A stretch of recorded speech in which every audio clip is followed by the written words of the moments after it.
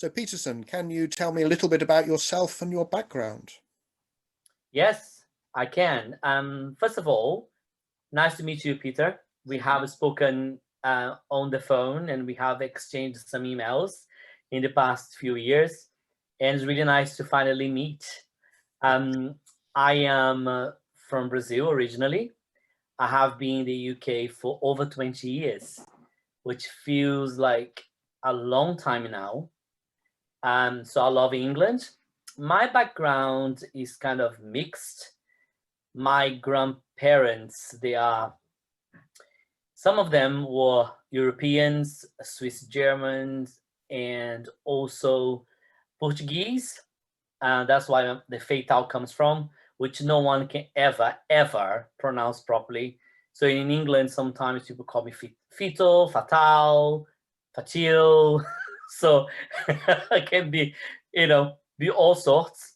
But also, some of my grandparents, great grandparents, they were slaves. So they were brought into Brazil. I don't know if you know this, but Brazil is the country that have received more slaves than anywhere else in the world. So this is my background. So then I grew up in Brazil until I was 27 when I first came here. I became a Christian when I was 5 years old. And that's kind of my life. And that is really part of it. Okay, so what originally brought you to England and how did you become part of the Church of England?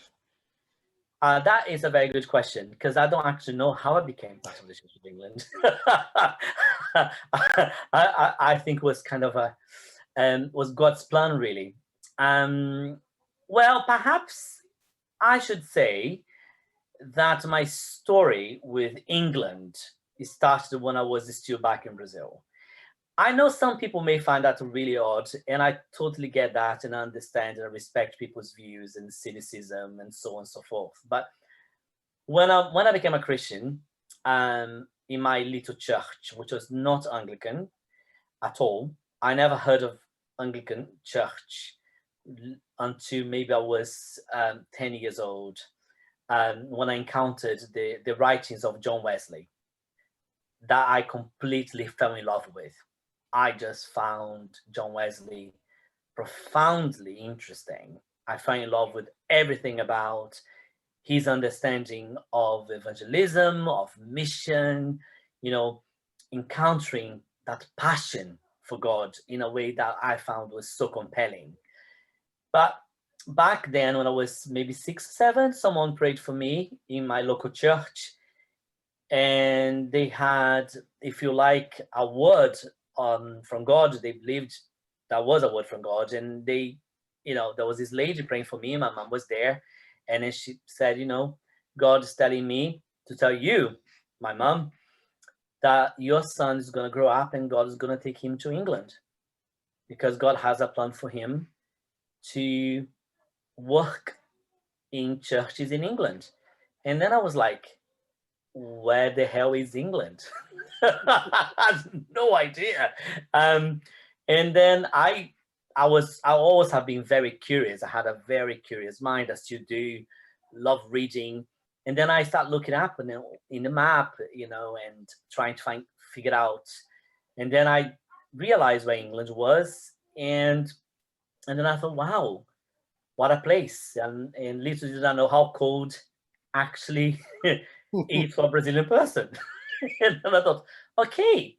And that's when really England came to my heart at that age.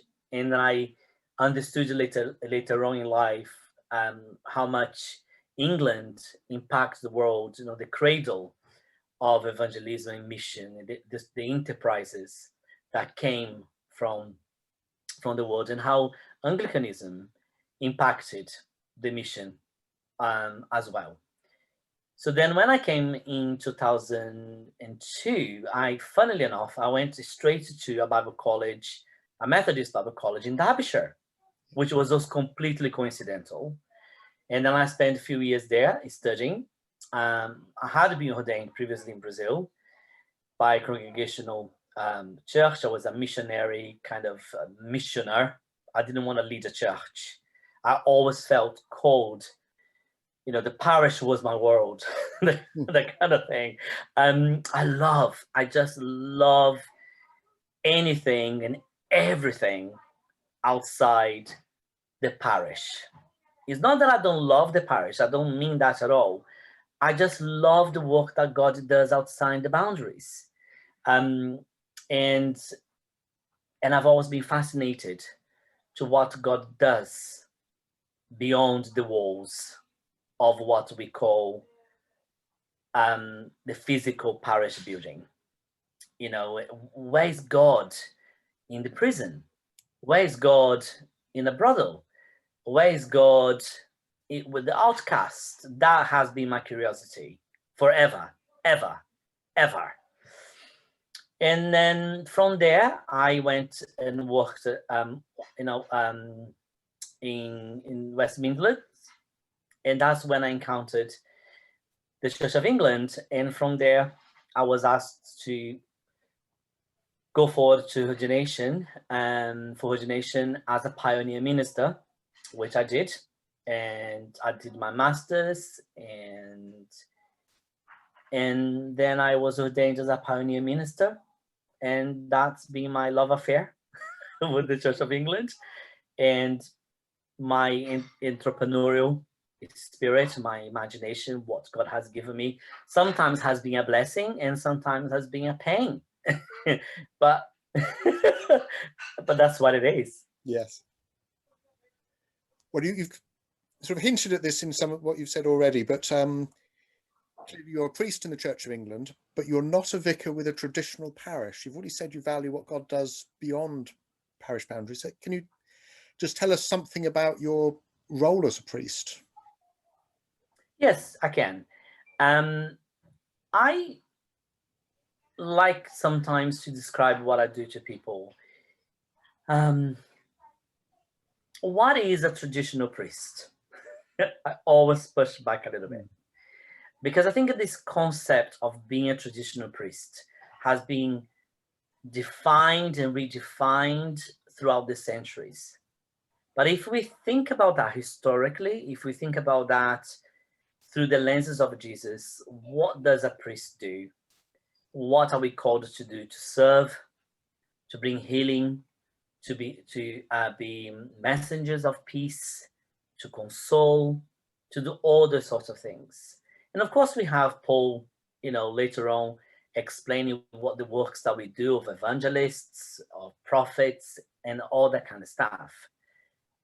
I'm always reluctant when people try to define pioneers as not being a traditional priests. I don't think that is necessarily a fair description of who we are and of what we do. I think there's a lot of misunderstanding, because I love the church.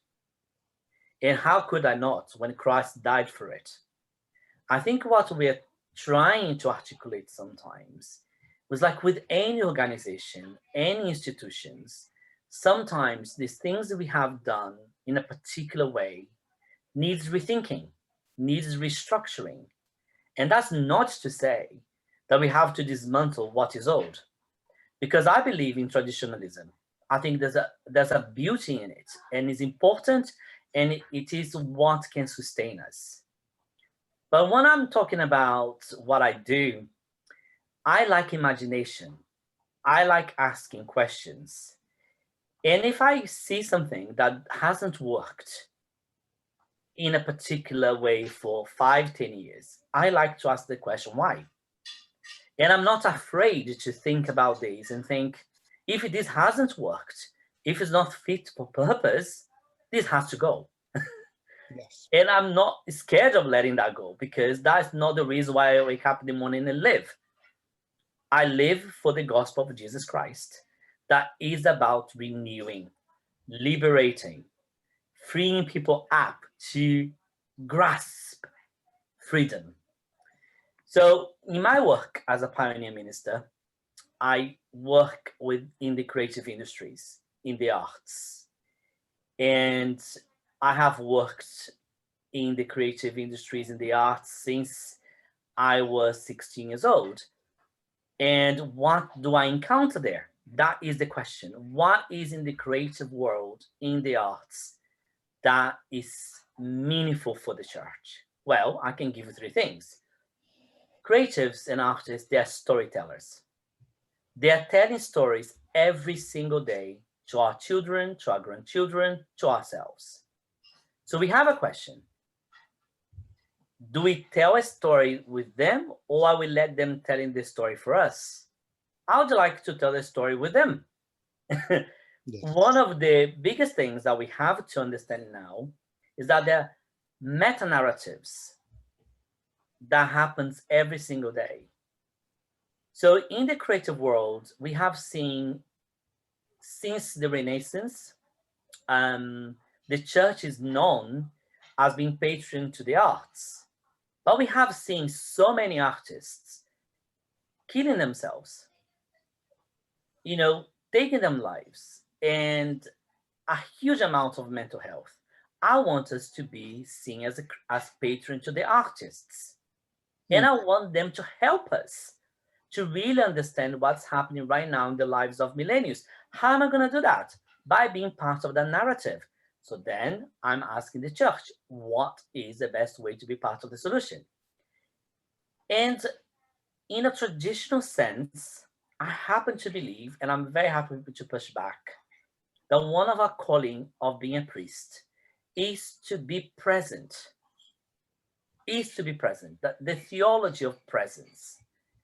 And the way to be present is to be available and a pastoral care, right? Yeah. The church has started, hospitals, has started orphanages. Throughout centuries, we have reinvented ways of being present. The way that I am present as a pioneer minister is I set up a charity that is about providing pastoral care and mental health support. Now, if people are telling me that that is not being a priest, I'm sorry. I don't know what they mean. But if they are saying to me that I don't like the church, I say, well, I don't like the church when we become so archaic sometimes, and we say red tapes for everybody, and we are not inclusive. You see, my job as a person who loves Jesus is not to protect Jesus. Jesus doesn't need anyone to protect him. So instead of spending a lot of time working as part of the institution, protecting the institution, I rather say, okay, he's Jesus, I get out of the way and let Jesus do what he does. Yeah. So that's what I do. If that makes sense. Yes. So the final question I've got for you this evening is, what do you most value about being an Anglican? But what I love about Anglicanism is the ability that we have to create a space for understanding that God can inhabit a place of goodness in our communities. Because whereas there are a lot of pushbacks that we are seeing right now with COVID and the climate, the political climate, I just look around and I think, wow, the Church of England, the parishes are delivering such beautiful work, right? Yeah. Food bank, communities, pioneer work, chaplains. Oh my goodness, I want to hug every single chaplain that I see.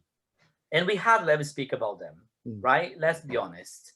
And I just think we are doing we are telling a beautiful story. And I want to celebrate that.